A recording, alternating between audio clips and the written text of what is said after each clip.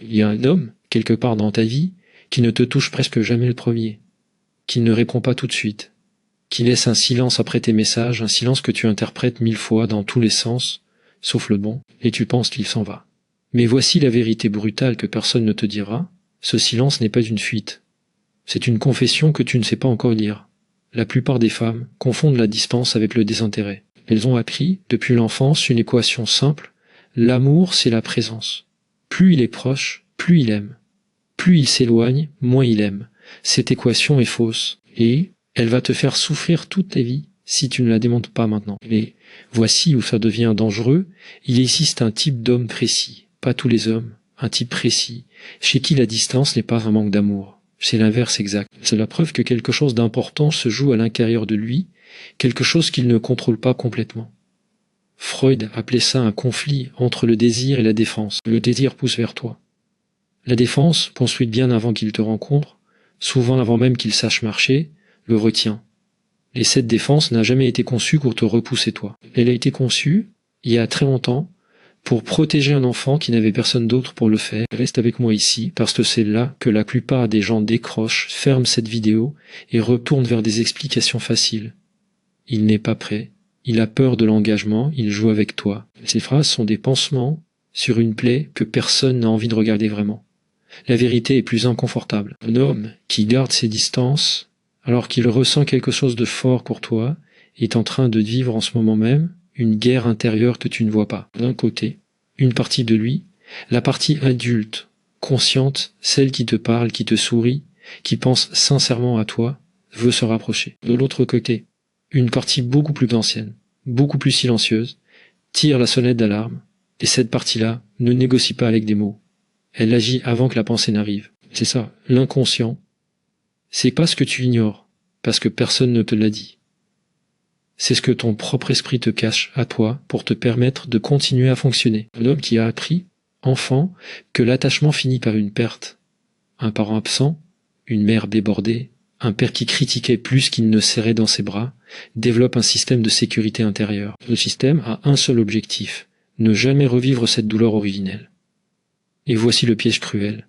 Plus cet homme ressent quelque chose de réel pour toi, plus ce système d'alarme se déclenche fort, parce que dans son esprit inconscient, plus l'attachement est profond, plus la perte future sera dévastatrice. Alors il recule, non pas parce que tu comptes peu, mais précisément parce que tu comptes trop. Mais voici la question que tu dois te poser maintenant, honnêtement, sans te mentir. Est-ce que tu es capable de faire la différence entre un homme qui recule par protection et un homme qui recule parce qu'il ne ressent tout simplement rien? Parce que ce sont deux histoires complètement différentes. Et la confusion entre les deux a brisé plus de femmes que n'importe quel mensonge dit à voix haute. Il y avait signaux. Les micro-signaux que ton esprit conscient ne capte pas toujours, mais que ton corps, lui, ressent en silence. Cette tension dans ta poitrine quand il te regarde trop longtemps avant de détourner les yeux. Cette façon qu'il va te se souvenir d'un détail insignifiant que tu as mentionné une seule fois, il y a 3 semaines. Un homme indifférent ne se souvient pas. Il n'a pas besoin de se protéger de toi, parce que tu ne représentes aucune menace pour son équilibre émotionnel. Et un homme qui recule en se souvenant de tout, en observant tout, en étant hyper conscient de ta présence, même quand il fait semblant du contraire, cet homme-là n'est pas indifférent. Il est en état d'alerte. Et voici ce que la plupart des gens ne voient jamais. L'état d'alerte et l'amour profond activent exactement les mêmes zones du cerveau. La frontière entre j'ai peur de toi et je tiens trop à toi est presque invisible, biologiquement parlant. Alors pose-toi cette question maintenant, sincèrement. As-tu déjà confondu la peur d'un homme avec son indifférence? As-tu déjà quitté quelqu'un? Ou t'es-tu convaincu de le détester, alors qu'en réalité, il te fuyait précisément parce qu'il ne savait pas quoi faire de l'intensité de ce qu'il ressentait? Assieds-toi avec cette question. Ne la fuis pas. Parce que ce que tu vas découvrir sur toi-même en répondant honnêtement va probablement te déranger plus que ce que tu apprendras sur lui. Il y a une chose que la plupart des gens refusent d'admettre. Nous choisissons souvent, sans le savoir, des partenaires qui reproduisent exactement la blessure originelle que nous portons depuis l'enfance. C'est pas un hasard si précisément toi, tu es attiré par des hommes distants. C'est pas une malchance répétée, c'est pas un schéma. Et les schémas, contrairement aux accidents, ont un sens caché. Freud appelait ça la compulsion de répétition. L'esprit inconscient recrée les conditions d'une douleur ancienne, non pas pour souffrir à nouveau, mais dans un espoir secret mais absurde. Cette fois, peut-être, l'histoire se terminera différemment. Cette fois, peut-être, tu réussiras à faire rester quelqu'un qui, dans ton passé, est parti. Et voici où ça devient inconfortable pour toi. Si tu es attiré par des hommes qui gardent leur distance, c'est peut-être pas parce que le destin s'acharne. C'est peut-être parce qu'une part de toi, profondément enfouie, connaît ce territoire émotionnel. Elle sait comment s'y déplacer. Elle y trouve étrangement une forme de sécurité dans l'incertitude elle-même. Un homme, trop disponible, te met mal à l'aise.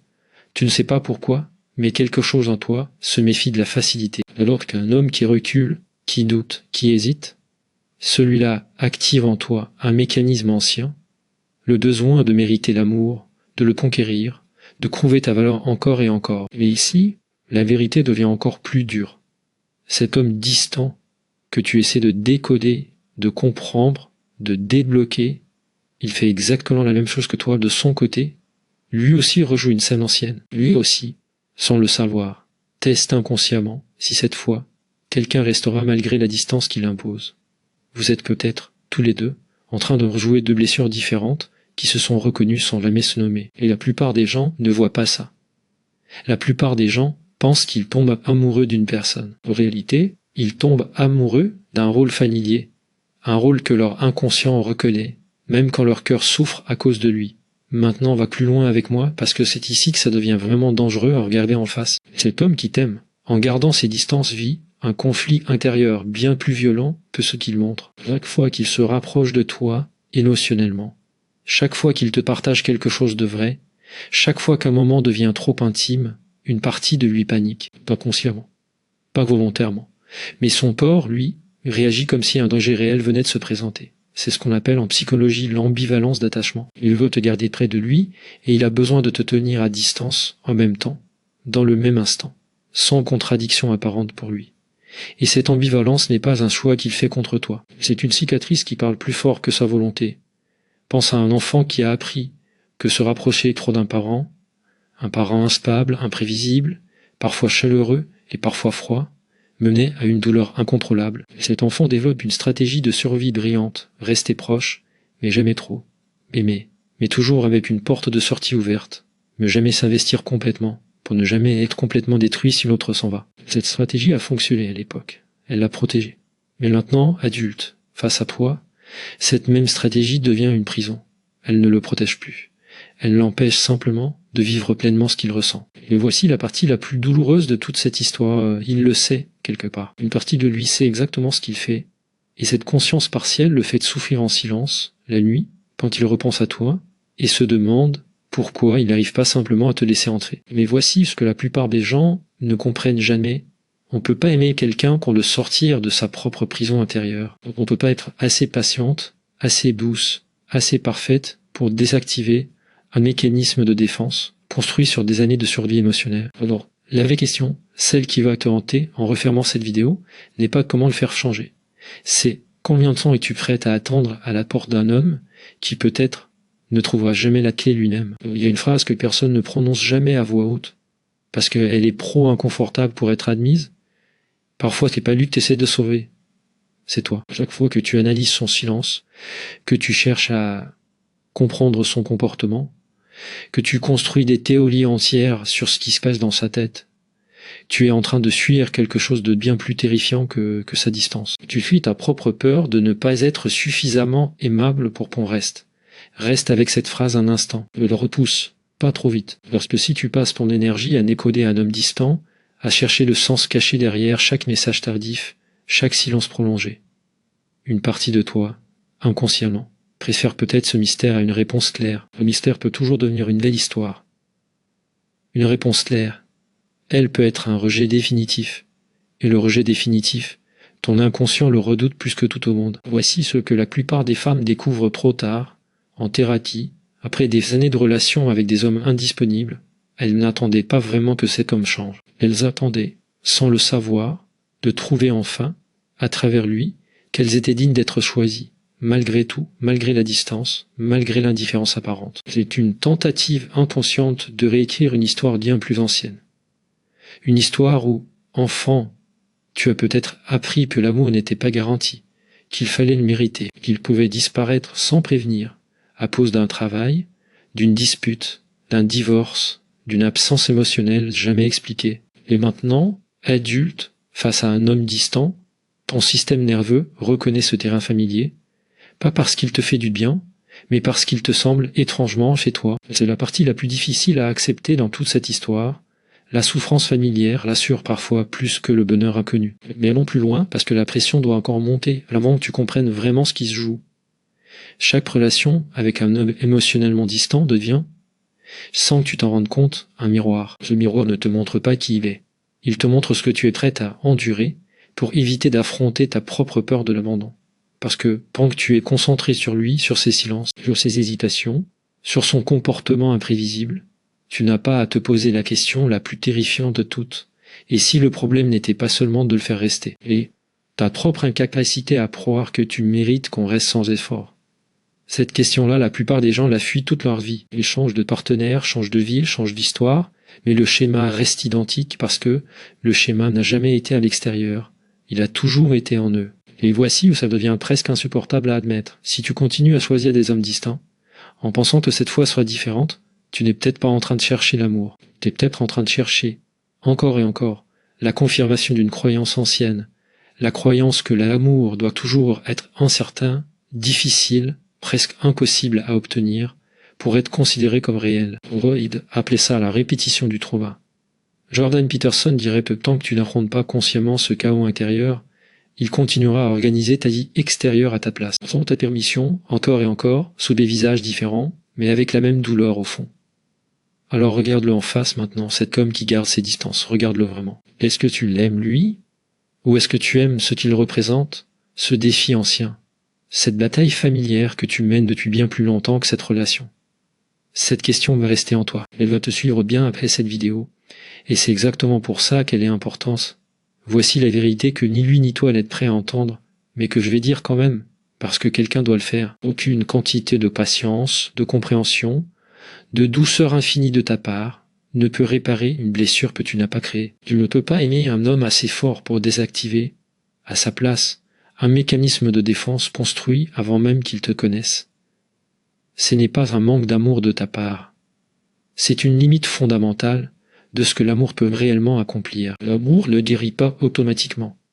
L'amour, seul, sans conscience, sans travail intérieur, ne fait souvent que retarder la confrontation avec la blessure. Et parfois, il l'aggrave, parce qu'il crée un espace où l'ancienne douleur peut se rejouer indéfiniment, avec de nouveaux visages, mais le même scénario. Voici donc ce qui doit s'effondrer maintenant, en toi, l'illusion que si tu attends assez longtemps, si tu es assez parfaite, assez patiente, assez compréhensive, il finira par changer. Cette illusion t'a peut-être maintenu en vie émotionnellement pendant des mois, des années. Elle t'a donné un but, un espoir, une direction. Mais elle t'a aussi empêché de voir une vérité bien plus importante. Le changement, le vrai, ne vient jamais de l'extérieur. Il ne vient jamais de l'amour d'une autre personne, aussi sincère soit-il. Il vient uniquement du moment où une personne décide, seule, en son âme et conscience, de regarder sa propre blessure en face, sans fuite, sans excuse, sans échappatoire, et tu ne peux pas prendre cette décision à sa place. Jamais. Alors voici la question ultime, celle qui contient toute la vérité de ce que tu viens d'entendre. Qu'est-ce que tu choisis de faire, maintenant que tu sais tout ça? Est-ce que tu continues à attendre à la porte d'un homme qui garde ses distances, en espérant secrètement qu'un jour ton amour suffira à le convaincre de rester? Ou est-ce que tu commences, à te demander pourquoi une part de toi choisit encore et encore l'incertitude plutôt que la paix? Parce que voici la dernière chose que je dois te dire, celle qui va probablement rester gravée en toi bien après avoir fermé cette vidéo. Un homme qui t'aime vraiment, en gardant ses distances à cause de sa propre blessure, mérite peut-être ta compassion. Mais il ne mérite pas nécessairement ton sacrifice, ta vie, ta paix intérieure, ta capacité à te sentir en sécurité dans une relation.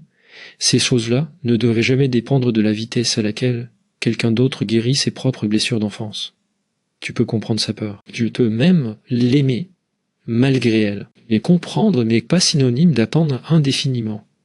Aimer n'est pas synonyme de s'effacer. La vraie question n'a jamais été « Pourquoi garde-t-il ses distances ?» La vraie question, celle que tu dois maintenant te poser en face, seule, sans fuite, est celle-ci. Pourquoi continues-tu à accepter la distance comme une preuve d'amour, plutôt que d'exiger enfin la présence que tu mérites réellement? Et cette réponse-là, Personne ne peut te la donner à ta place. Pas lui, pas moi, seulement toi le jour où tu arrêteras de fuir la question.